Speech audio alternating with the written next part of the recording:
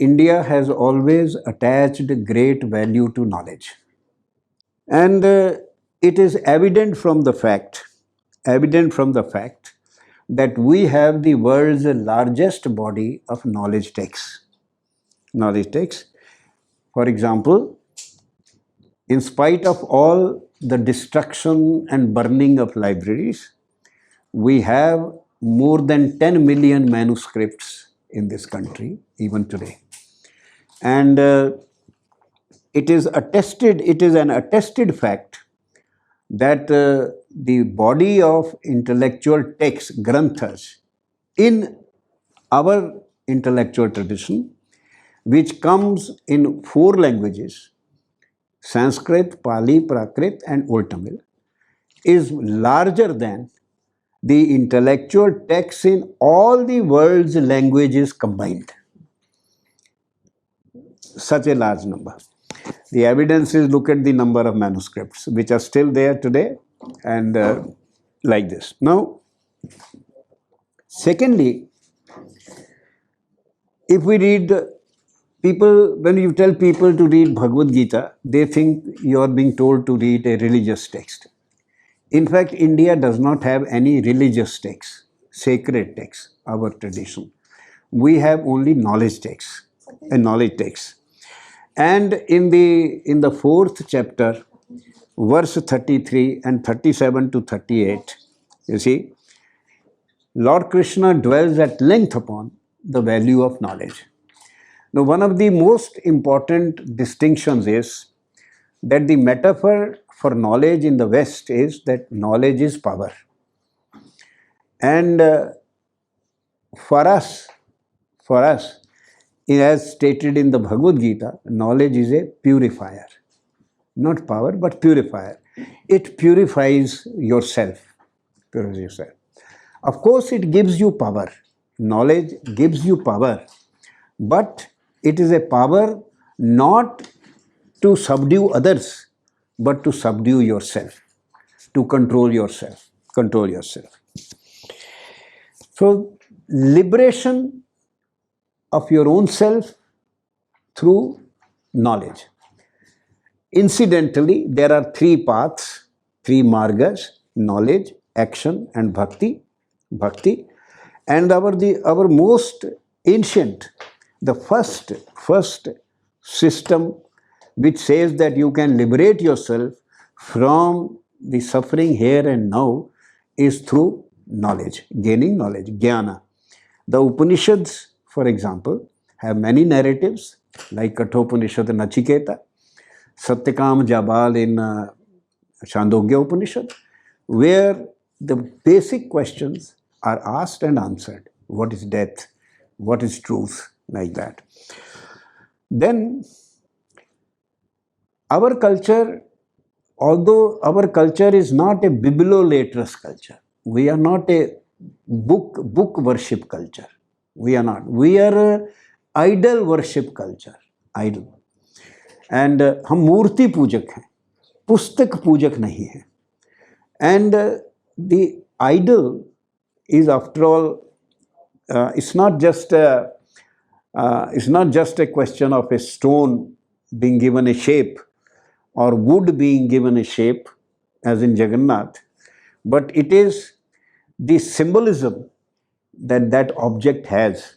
And what is worshipped is the symbolism, what it stands for, rather than what it is.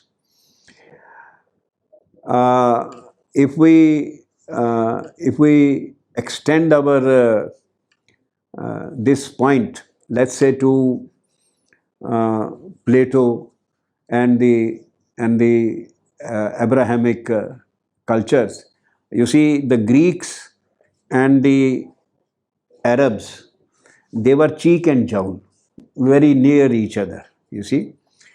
And in the Old Testament, you see, Moses says, make no images. You did not see him. Images are a corruption of the mind. Images, you see. That means the philosophy of what is visible, what exists, you have to worship or attach only yourself to that. But the adjacent Greeks, like Plato, if we look at his line image in Republic, Plato says that what you consider as real, the objects, they are themselves images. They are themselves images. As you know, there are 4 levels of reality there. You see, what you see, they are like shadows. They are images of, because you can have a triangle of wood, triangle of marble, triangle of colors, but all these are shadows of the concept of triangle. So these are images of an idea. So Plato seems to be arguing with the Abrahamic conception that why crib about these idols, these images, because the Greeks were, here were the Arabs saying make no images, and here were the Greeks making sculptures all the time, Aphrodite and Apollo and so on. So he's saying that what you consider as real are themselves only images. So idea, which is, after all, even when, let's say, the book, if we worship the book, if we worship the words or the sentences there, they also stand for, they are also expressions of an idea. So if idea is real, then idea as idea in a prose and idea as idol, both are different modes of expression of the same thing. So we are a image worshipping people, idea worshipping, like the Greeks, like the pagans. Most pagan cultures are idol worshipping cultures. And therefore, we are not biblioliterate, but yet we have saved so many of our ancient texts very meticulously, so meticulously that even cultures which had a printed press in the 16th century, they have not even been able to save their texts incorruptible. As for example, Shakespeare's plays, which were printed by Caxton Press. About a lot of Shakespearean scholarship is about whether this is all originally Shakespeare or are there interpolations by others. But the Rig Veda and the Vedas, they have come down for 5,000 years without any problem of textual authenticity. You see, rigor. So we have maintained them. We have maintained them very carefully and through very, very complex mechanisms, because they are oral texts and they have been maintained in the oral tradition. Their oral texts are stored in the mind. From mind to mind they have been transferred and they have been preserved. But why have we preserved them? Because we are not book worshipping people. So we have preserved them not as sacred texts, not as religious texts, but as knowledge texts. Because our civilization has valued knowledge highly from day one. Our civilization is a knowledge-centered civilization. You see, this comes under then rhetoric or polemics, but the fact of the matter is that we have the world's first book, Rig Veda. We have the world's first poetry. We have the world's first prose. We have the world's first book of phonetics. We have the world's first book of etymology. We have the world's first book of arithmetics. We have the world's first book of meter. We have the world's first book of sociology, Grey Sutras and Dharma Sutras. And you can go on and on. So it's a knowledge-centered civilization from day one. And the texts have been maintained as texts of knowledge. So you can tear the Vedas in public, burn them, no problem. Because knowledge does not exist in a jild, in a binding. Nor does the knowledge exist in the ink.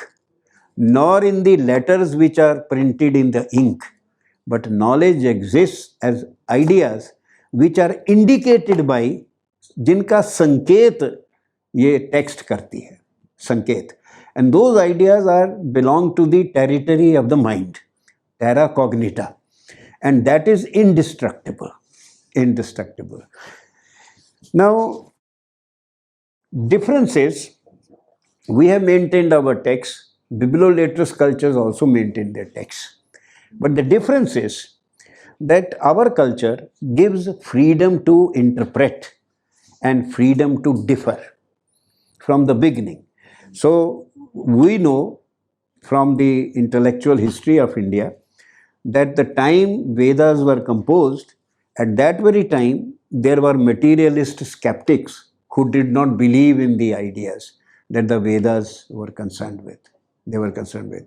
Materialist skepticism is coterminous with the composition of the Vedas. And we have even the names of thinkers like Purna Kashyapa, Ajita Keshakambali, and quite a few others, whose ideas were formulated as the first philosophy of India in the form of Lokayata or Charavakas. Charavaka is Charuvaka. That is what is pleasant to the people. And what did they say? The only reality is this body. There is no Atma. There is no Paramatma. There is no moral values. Live and enjoy, because it is the only reality. Once the body is no more, you are no more. There is no new birth. There is no rebirth. There is no past. Nothing. And it was quite popular among people. That's why it was also called Lokayata, widespread among people. And as late as 7th century BC, in Ashtadhyayi, where large number of systems are listed, philosophical system, only one system is theistic. All others are atheistic. But then those people like Purna Kashyapa, people like Kautsa are also celebrated as rishis. So the difference from the bibliolaterous culture is, we have maintained our texts as if we were book worshippers. But we are not. We are worshippers of ideas. And as part of that, we allow freedom to people to interpret, freedom to differ. Bhartrihari, in his Vakyapadya says that everyone, according to his own predilection, comes up with a system of thought. And all systems are valid. All systems are valid. But we need a unifying mechanism, not unity mechanism, not reduction of variety to one, but a transcendental, a synthesizing framework which is not opposed to any particular framework. So it's a Swavikalpja Vada Bahuda Mata, but we need Ekatva Buddhi Sarva Vada Avirodhini. It's not opposed to anything. So great value attached to knowledge. That is why the texts were maintained for almost over 7,000 years. Now we can safely say, because Mehrangarh archaeology and Sanoli archaeology, they are 7,000 years, and these things are older than that, the texts and the ideas and all that. So this is great value attached to knowledge, and a knowledge-centered civilization from day one.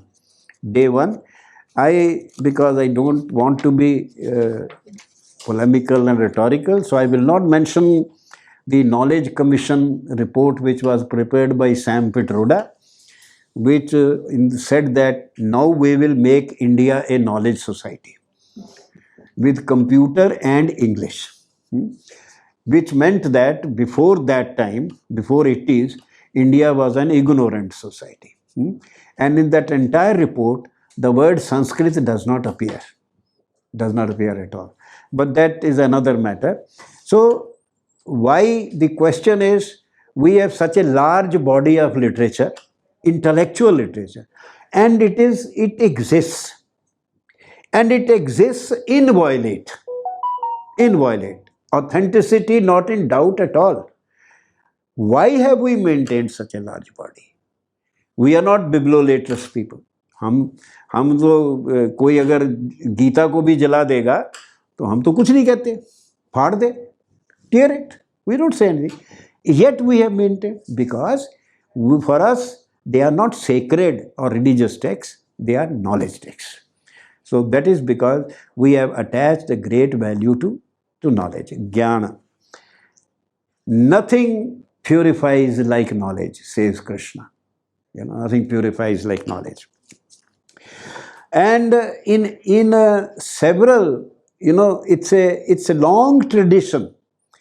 When you start studying these knowledge systems, you think of many domains and other things, and you find that there is a long tradition.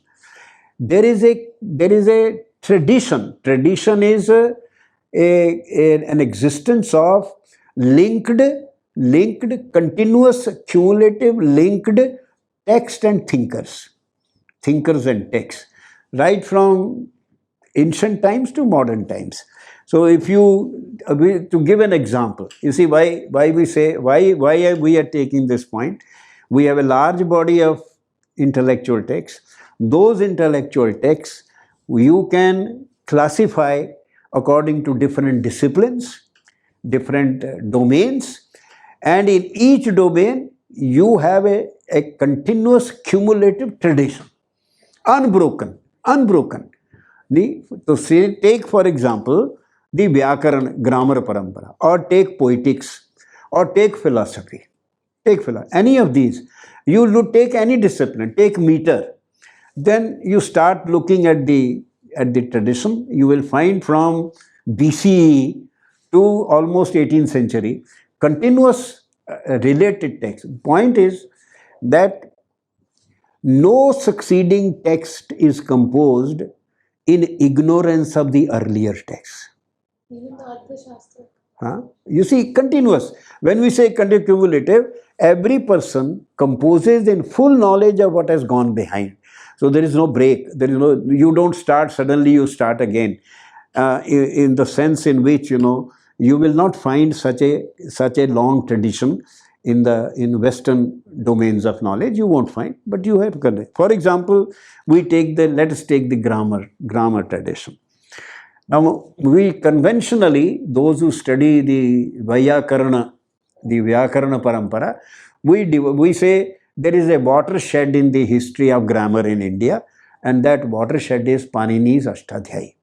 Now, Panini's Ashtadhyayi, I will only briefly say this, that it is the only explicit, rule-bound, complete grammar of a human language. The only grammar. There is no other complete, explicit, rule-bound grammar of any other language except this. And it is a it's an algorithmic grammar, in the sense that nothing is left to the judgment of the reader. The grammar is explicit. It will not leave out any, straggling threads where you have to ask, what is this? Complete. And B is comprehensive, but it is very abbreviated. The whole grammar is in 32,000 syllables, not words, syllables.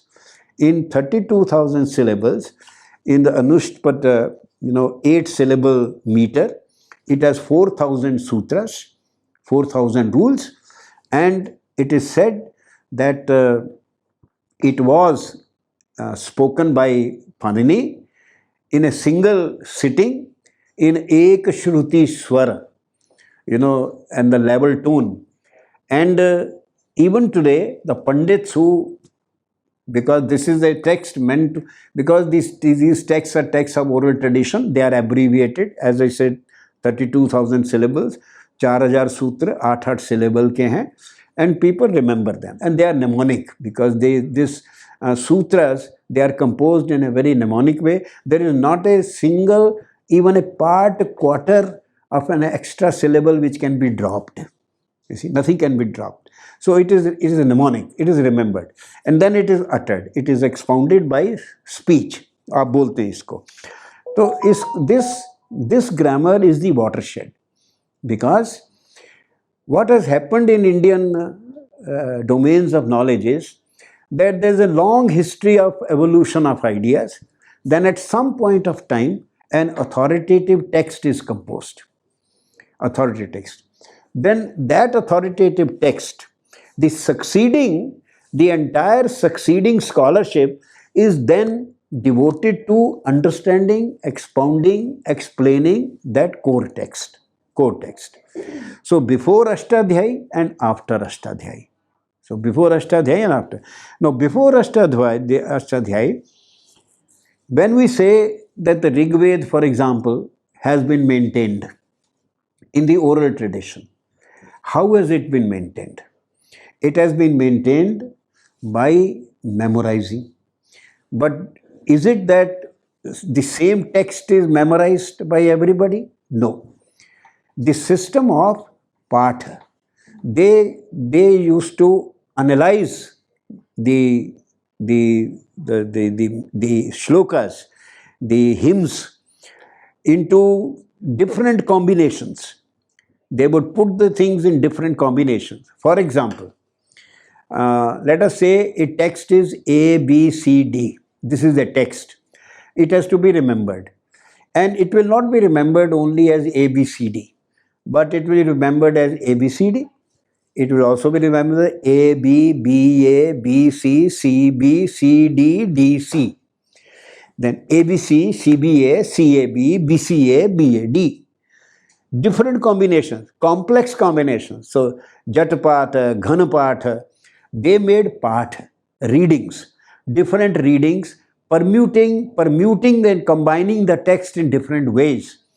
And every single part was remembered by a set of persons. So, there were, let us say, 20 combinations. 20 combinations are kept in the mind by 10 people, 20 people, and so on.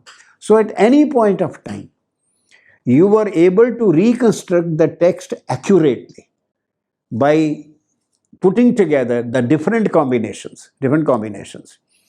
That is why Max Muller said in 19th century, if all the copies of Rig Veda are lost, you can reconstruct Rig Veda from the minds of the people. What he meant was minds of the Brahmins, he said, in fact. But Brahmins now these days are the Jews of India. So when you mention them, so you raise heckles. But he said that if all the copies are lost, you can reconstruct from the minds of the Brahmins. The text can be reconstructed. So these parts, these recensions that were prepared, permutations. To prepare a permutation, let us say a lamp post. When somebody speaks it in natural speech, a lamp post. Now a lamp post. इसको वो analyse करेंगे. A lamp post, right? Now to analyze a lamp post into a lamp post, you need the knowledge of phonetics, you need the knowledge of phonology, you need the knowledge of morphology and morphophonemics, how sounds change their value in continuous appearance, isn't it? So in order to maintain the text, the sciences of phonetics and sciences of grammar developed. The sciences of phonetics and etymology and grammar, 3, because you need to know the meaning also in order to separate the continuous text into parts. You have to be able to recognize the words, and you have to recognize how sounds have changed. And that you can do only on the basis if you know the meaning. Why did they do so many different permutations and combinations and parts? Because you see, if you say a lamp, another says lamp post, another say a as a lamp a. But in actual speech, it becomes a lamppost. A lamppost. When you have different combinations, then when they are combined, they produce phonetic values. So there were 20 combinations which will produce, finally when you combine them, they will produce the actual speech. Actual speech. If you have only one, then if that speaker, person who remembers, his own phonetics is faulty, you see, he may not be able to reproduce the original value. So the text that was remembered was a ultimately atomically resolved text. Atomic means by the sounds. They would resolve the text into sounds which combine, and then combine the sounds in different ways, and that they will remember, so that any given time you put all of them together, you arrive at the correct text. Correct text. The if you remember only one text, and the person who has remembered it, or two texts, they have remembered it, suppose they have infirmity of the speech, or that they forget, then you know the text is lost, text is buried.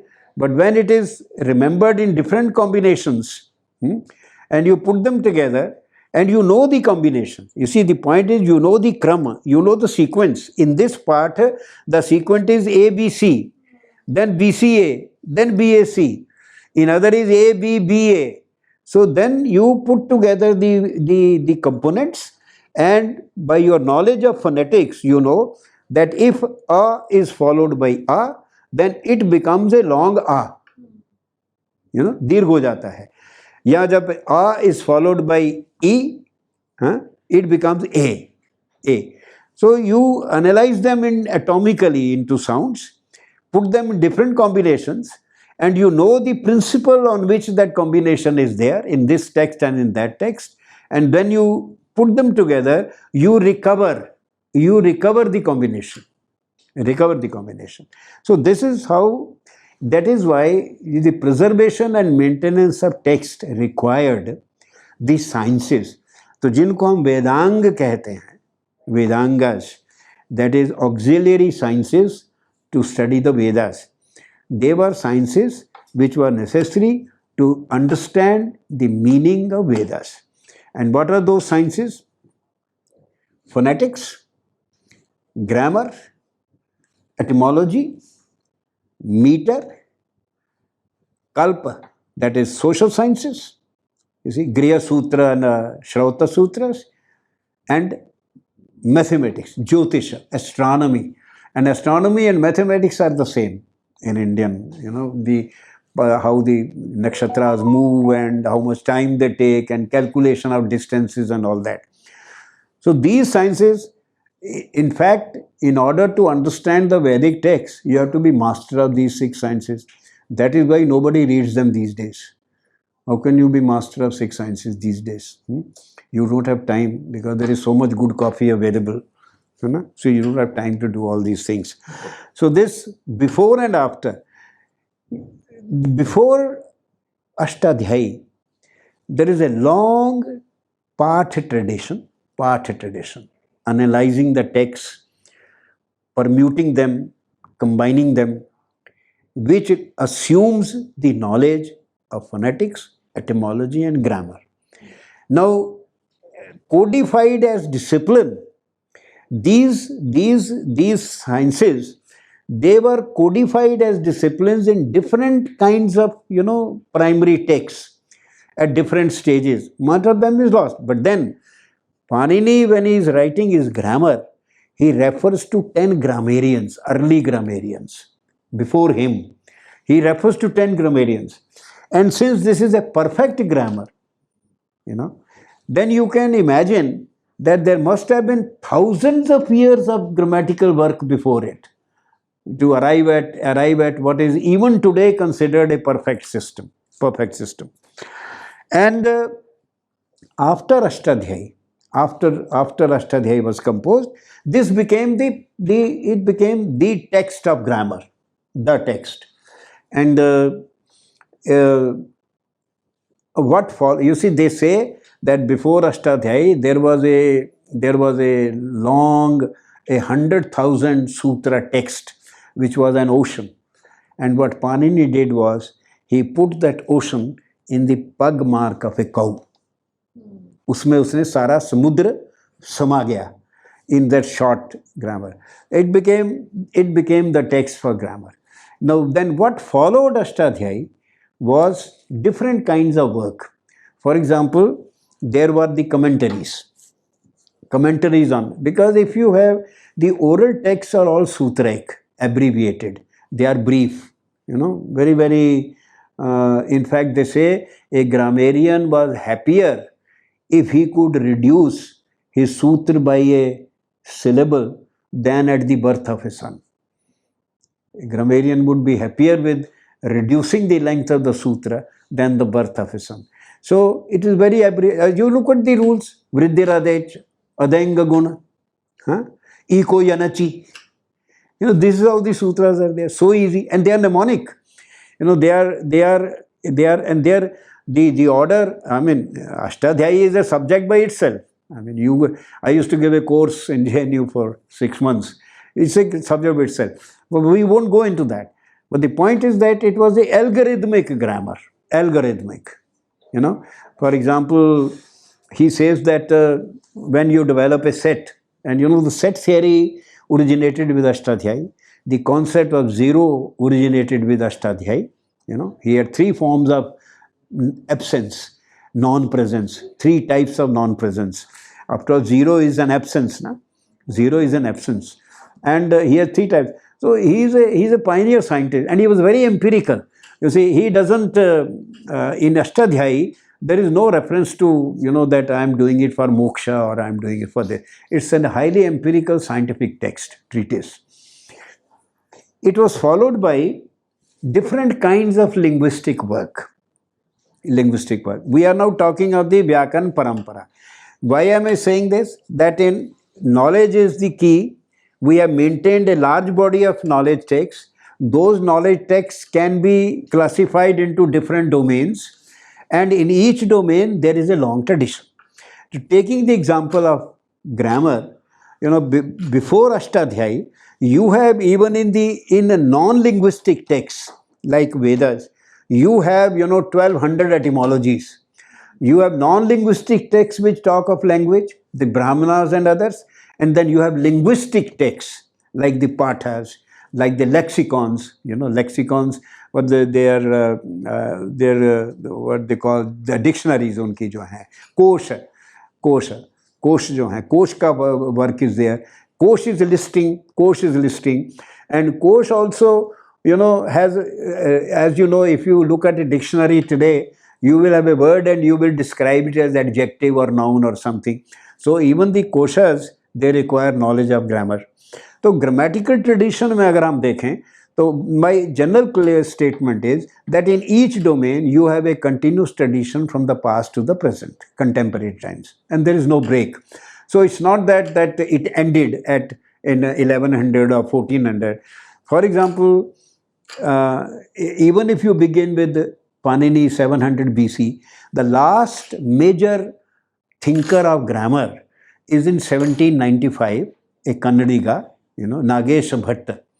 Nagesh Bhatt, who among others wrote a book, Vyakarana Siddhanta Manjusha, a collection of principles of grammar, 1795.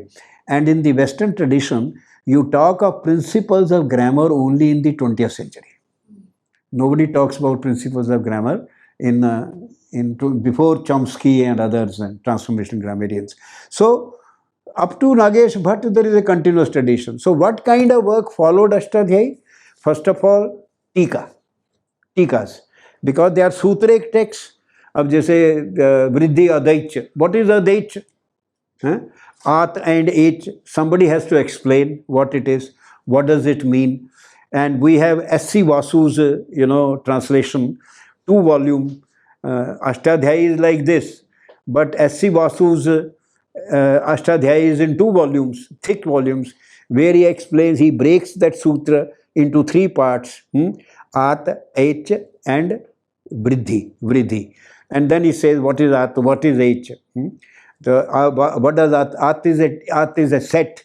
It is a set of sounds, and it becomes a under what conditions? Accretion hota hai, vriddhi hoti hai. Like this. It has to be explained. And the tikas are also of different kinds. You see, there are very elementary paraphrases, and there is the great commentary of Patanjali, Mahabhashya, where the whole thing is extended to bring into all other forms of knowledge which are relevant to understand this. Because in Indian tradition, knowledge is one, it is not divisible. The division into vidyas is only a construct. It is for purposes of teaching. But knowledge is indivisible. Knowledge is indivisible. So there is tika, commentaries. And the most well-known commentary is Patanjali's Mahabhashya, the great commentary. And secondly, recensions. That is, for example, Chandra was a Buddhist. In 3rd century, he adapted Ashtadhyayi. Ashtadhyayi has 8 Ashtadhyay, 8 chapters. Chandra dropped the first 2 chapters because the first 2 chapters are chapters which deal with the technical vocabulary, paribhasha, the terminology in which the grammar is composed. And now the terminology, because Panini belonged to the theistic tradition, the Vedanta tradition, so the terminology was had echoes or had inbuilt echoes of Vedanta. But Chandra was a Buddhist, so he dropped the first 2 chapters. And wherever a term appeared in the grammar, term which stood for a set of items, instead of using the term, he reproduced the whole set of items. अब जैसे, for example, in English, let us say the plural marker. Now, plural marker is a technical term, plural marker. But if I don't want to use that, what will I say? Sa, za, is, s, n, ren. These are the plural markers. So instead of using the term plural marker, I say this. So that is what Chandra did. Because as a Buddhist, he did not want to involve the vocabulary which may echo the Vedantic thought. This way, Jainendra wrote a Vyakarana for Jainas. They are wonderful grammars, you see. But the point is, this is the second kind of work. First kind is commentary. Ashtadhyayi se pehle, Katyayana wrote Vartiks, small commentaries. And that was, 4th century BC. And then in 2nd century BC, Patanjali, he took up the, Katyayana. They say Katyayana was a Telugu. And he was a great grammarian. And he found fault with 1500 sutras of Panini out of 4000, saying that they do not generate the different kinds of, utterances which are now being heard in Sanskrit. What had happened from 7th century BC to 3rd, 4th century BC, language had changed, spoken language, and new usages had come, and they were not being accounted for correctly by the relevant rules. That was Katyayana's argument. Patanjali started with the assumption that not to speak of 1500 rules being inadequate or wrong, not even a single syllable in Ashtadhyayi is wrong. So the problem is with Katyayana. He has not read the sutras as they should be read. You see, and he foregrounded the concept of meta rules, that there are rules which tell you how to read the rules. Read the rules.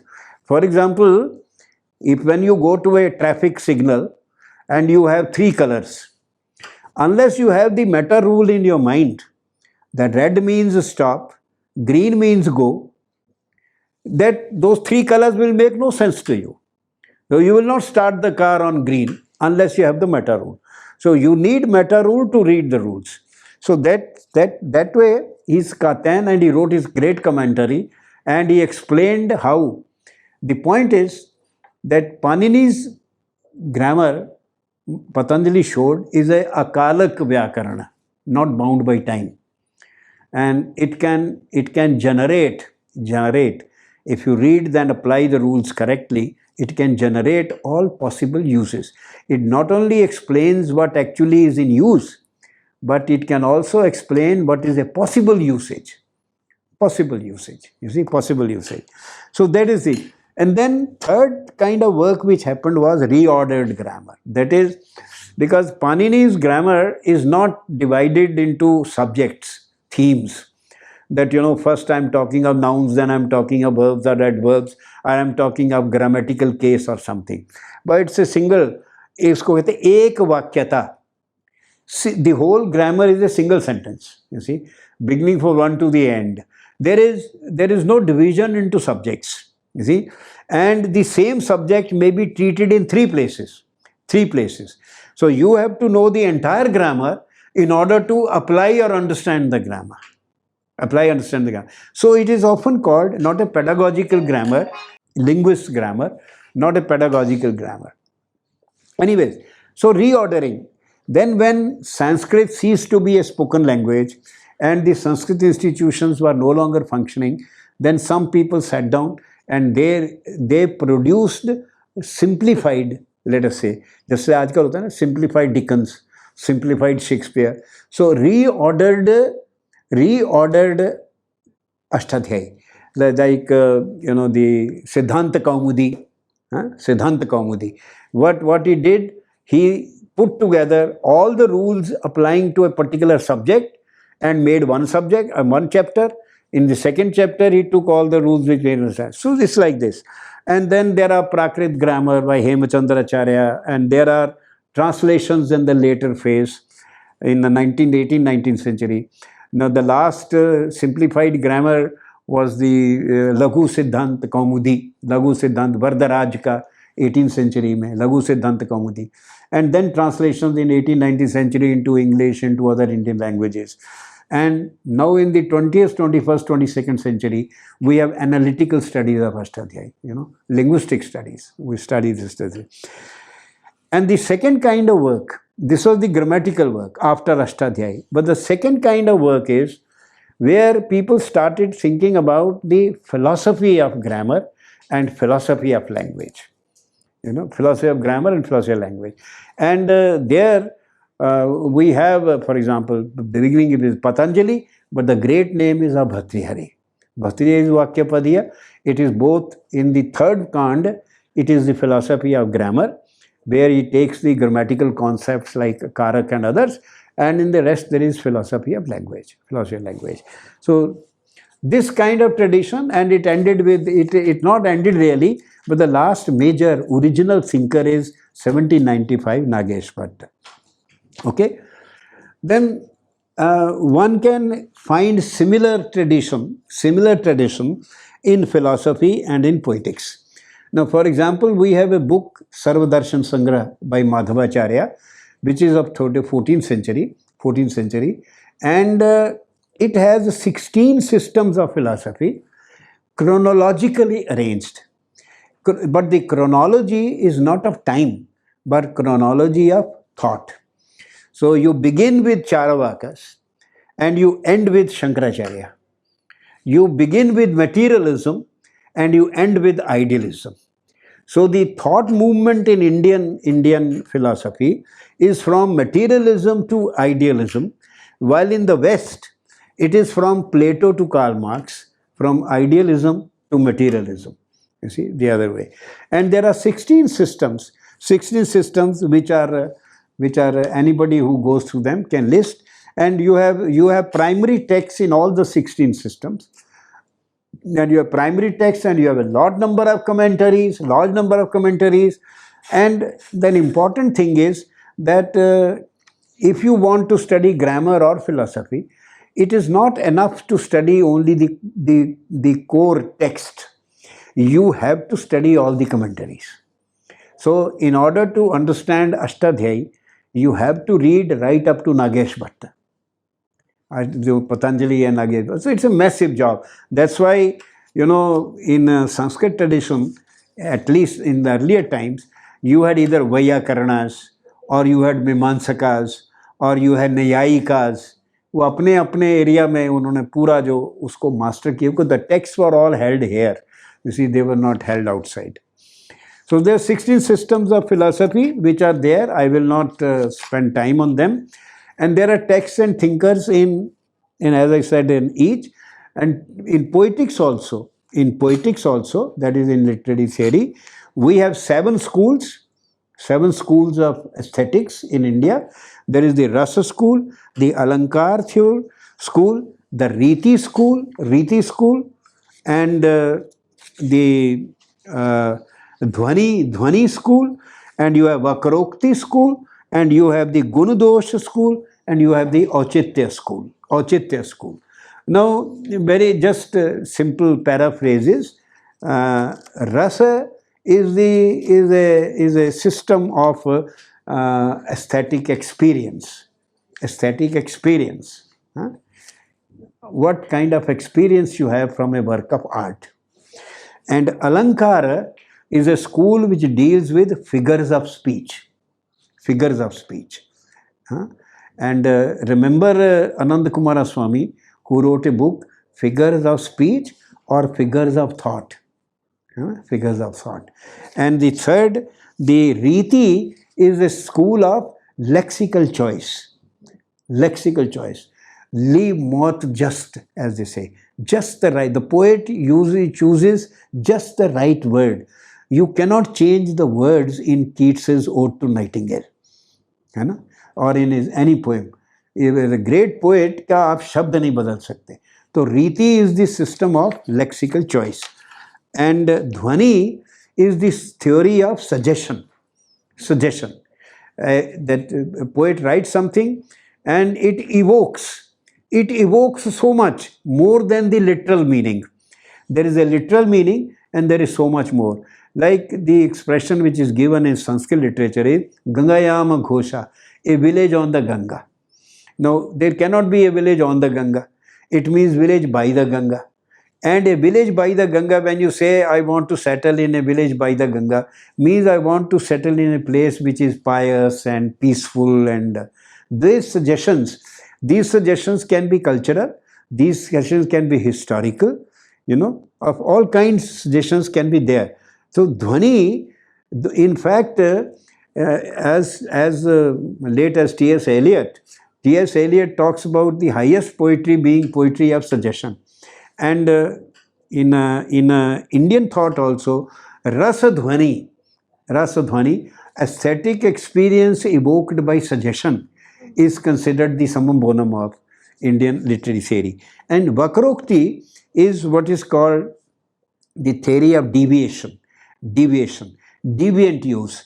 Like the formalists, marked use of words, where you foreground certain things by changing either the sequence of words or by using a word in a sense other than in which it is being used. You see, a marked use of words. Vakra ukti, not the way it is normally uttered, but in some way deviant. For example, Tennyson's "Home they brought her warrior dead." Now the normal would be they brought home her dead warrior. But the poet says, "Home they brought her warrior dead." This is Vakrokti. So Vakrokti, theory of deviation, theory of marked use. And Gunadosha, this is Bhama, very famous. In each school, you have a primary thinker, and who is associated with the school. In India, they are also called Sampradaya. These schools are called Sampradaya. And a school of thought is accepted as a Sampradaya only when there is a tradition there. That is, there is a pioneer thinker and is followed by a number of thinkers. If the tradition is not there, it is not accepted as a Sampradaya. In fact, many scholars do not consider Gunadosha as a Sampradaya. But because Bhama, 7th century, who is a very great thinker in his Kavya Alankara Sutra, who in fact gives the great definition of literature as artha, shabd arth sahito kavyam. The word and meaning together constitute literature, shabd arth sahito. And he makes the distinction between vakya and vachana, a sentence and a statement, a distinction which was made in almost late 19th century in the Western tradition, the difference between a sentence and a statement. For example, the king of France is bald. This is a wonderful, correct sentence. But as a statement, it is wrong because there is no king of France. So the statement between Vakya and Vachana, Bhama is a great thinker. But Bhama was very keen that correctness of utterance is a very important quality of poetry. You cannot, for example, say the Manas Rovar ke Hans, which is a very common simile given in Indian poetry, because the swans are never there in lakes. They are always in rivers. So he takes objection to this, that if you create a beautiful image, but it is counterfactual, so that cannot constitute great poetry. So Guna Dosho mein, he lists what are the qualities, what are the deficiencies. So Guna Dosh is second. What is plus and what is minus. And then Auchitya. Kshemendra, is associated with Auchitya is appropriateness. This is very close to, when people say that, for example, pornography should not be there. We should not have. For example, in Elizabethan drama, they said that actually murder was not shown on the stage. It was only reported. A blood-curdling, but then melodramatic plays like Thomas Kyd, वगैरह, they were melodramatic because they showed blood on the stage. So the idea that what is appropriate and what is not appropriate. Kshemendra said that there is no point in having beautiful figures of speech and beautiful lexis, wonderful words, if the text does not teach you Jivan Mulya, Jivan Auchitya. If poetry does not teach you, literature doesn't teach you what is appropriate or good life, then literature has no value. And so you have a tradition like this and this. So we come next now to three domains and 2 kinds of knowledge in Indian intellectual history. In fact, I have been having this idea in mind that someday one should write the history of ideas, history of ideas. So with that kind of thing, this is one attempt, at tracing a kind of history or different idea. 3 domains. Now there are 3 terms which are used when we're talking about knowledge in Indian tradition, and the terms are darshan. There is darshan, and there is vidya, and there is jnana. Darshan, Gyan and Vidya. These 3 words are very close. Darshan from the root drish, to see. So in Indian perspective, when you observe and you understand something, when you see, what you see. So it is not, for us, it is not philosophy. It is not love of argument. It is a statement of what you experience. So you experience the world, you know something, and then you make a statement of it. That becomes jnana. What you observe and experience, you state, it is jnana. You have a large body of jnana, then you divide that jnana according to the objects. Okay, this knowledge is about, let us say, this knowledge is about metals. This knowledge is about birds. And this knowledge is about this. So when you divide, which is a construct, knowledge is one. But when you divide for the sake of understanding or teaching into different, then you have vidyas. And we have had different enumerations of vidyas. So beginning with, let us say, 6 Vedangas, then 4 Vedas, 6 Vedangas, then 4 Upavedas, Upavedas, and you come to 18. And then you add others, Anvikshaki and, different kinds of disciplines, Vidyas, which different kinds of disciplines which are there, like Vangmaya, Shastra and Kavya. And Shastra is Aparushaya and Paurushaya. Aparushaya, Paurushaya, later on I will be explaining these terms, but Shastra Kavya is very clear. Kavya is imaginative compositions, Shastra is scientific compositions, treatises. And then Shastra is divided into Aparushaya and Paurushaya. What does Aparushaya mean? Non-contingent on an individual. A knowledge which is all time, all place true, like laws of science. And Paurushaya is knowledge which is contingent on an individual, on the thinker. वो thinker का knowledge है, it may not be applicable everywhere, it may not be true for all time. So under Paurushaya, you have the Vedas and Vedangas, and under Paurushaya, we have Puranas, we have Anvikshiki, logic, we have Mimamsa, interpretation, we have sociology, we have Kavya Vidya, the Vedanga. Alankar Shastra is a Shastra, because figures of speech are scientifically analyzable, concretely analyzable. So they have the status of science. But literary theory, discourse as such, comes under the Paurushaya. And then we have this Kama Shastra, Shilpa Shastra, Artha Shastra, Varta, agriculture, animal husbandry, trade and commerce, and they were proposed to be added to the list of Vidyas. So when you divide the knowledge according to the object, you have Vidyas. So there are 3 terms. Darshan, which is what you experience and understand. When you make a statement of it, it becomes knowledge. Knowledge is ultimately, what is knowledge?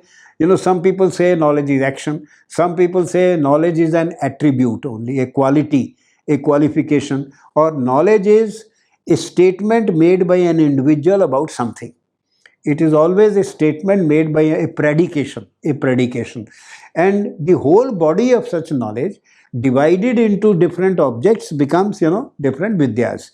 And Vidyas are meant for pedagogical purposes and for study and analysis. And we have many other, classifications. For example, Vidya is divided into Paravidya and Aparavidya. That is, those disciplines which are observational, empirical, and those which are non-observational. For example, if you have a treatise about happiness, or about sorrow or suffering, it's not something that you will write by empirical data, nature of suffering, nature of happiness. So that is, something non-observational. But here Paravidya and Aparavidya is the worldly disciplines, like architecture, sculpture and this. And Paravidya is like Brahmagyana, the Advaita, the Dvaita, this is Paravidya. And Gyan and Vijnana, again Gyan and Vijnana, they are parallel. When we put a prefix in Sanskrit to any word, it becomes a subsystem. So Vijnana is a subsystem of Jnana. So Jnana is the holistic body of knowledge. Vijnana is that knowledge which is observational and quantifiable and observational. So what we call science in our time, science is Vijnana, and one is Bahirmukhi. You go outside through your senses, and the other is Antarmukhi. You go inside, you see by keeping your eyes shut. See, the Paravidya, the Brahmagyana, or the nature of happiness, that comes from reflection and not from observation. not from observation. So these are, and the Jainas, they have another category, they basically develop knowledge, Pratyaksha Jnana and Paroksha Jnana. Pratyaksha Jnana, knowledge of what is present before your senses, and Paroksha Jnana, knowledge of what is not present before your. So in a way, if you learn something from a book, when you read the description of some city you have not visited earlier, when you read that description, or a tourist guide, the tourist guide gives you Paroksha Jnana. You are learning of things which are not present before your senses. You see, and Pratyaksha, therefore, there is a gradation that Pratyaksha Jnana, what you actually see, is more authoritative than what you are told about. What you are told about. And therefore, literature is considered by some people as not valid knowledge. What you learn from a poem or this, they say it is this discussion is there in Greeks also, who talk about the poetic truth, the historical truth, and the philosophical truth. You know? So in India also, we have this long discussion whether the poetic truth, the literary knowledge from Kavya is reliable knowledge or not. And Abhinav Gupta finally summed up that tradition very beautifully by saying that ultimately all meaning is constituted in the mind.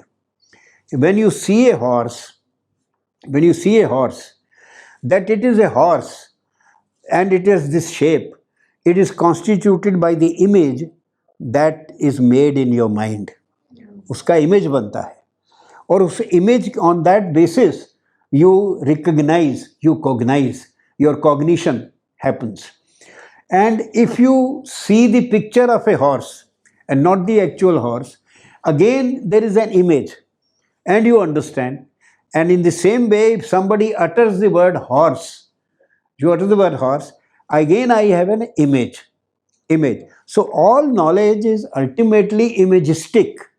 Therefore, Pratyaksha Jnana and the Paroksha Jnana has the same status as Pratyaksha Jnana.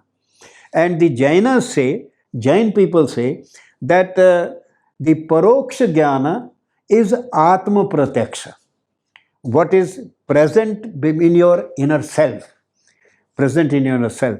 Kai bar, many times, in ordinary we say, I cannot prove, but I can tell you categorically that he is a good man. I cannot prove. So, this is Paroksha Jnana, which is Atma Pratyaksha. आपके self में वो present है ना? Self में present है. And therefore, this is various categories of knowledge. Now, let us characterize the Indian intellectual tradition. What are the features? Number one, Indian intellectual tradition is continuous, unbroken, and cumulative. Cumulative का क्या मतलब है? Every succeeding text adds to the preceding text.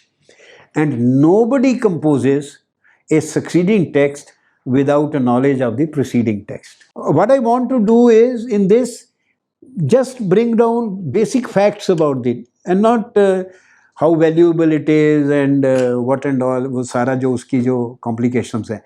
तो ये सारे जो हैं, ये सारे factual चीज़ें हैं, जितनी भी हैं इनके बारे में.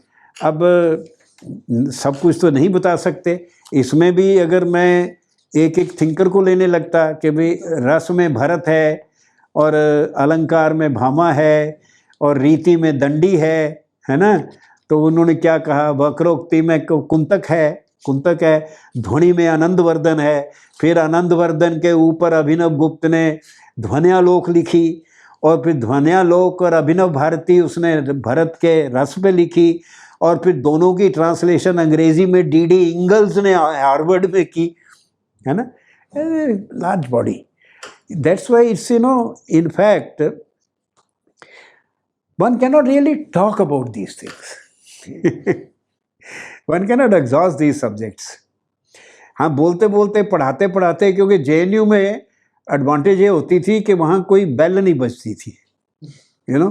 ये होता था कि मेरी class on Tuesday and Thursday I will meet you at 11, वो 11 बजे शुरू करके कई बार 3 बजे तक क्लास चलती थी, 2 बजे तक चलती थी, और यंग भी थे, थकते भी नहीं थे, और बच्चे भी अच्छे होते थे, क्योंकि 3-4 हज़ार बच्चे अप्लाई करते थे, उनमें से टॉप के 20 सेलेक्ट करते थे, you see.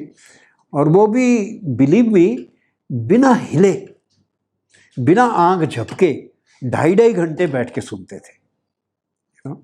And so that was possible to create a large body of generation of people.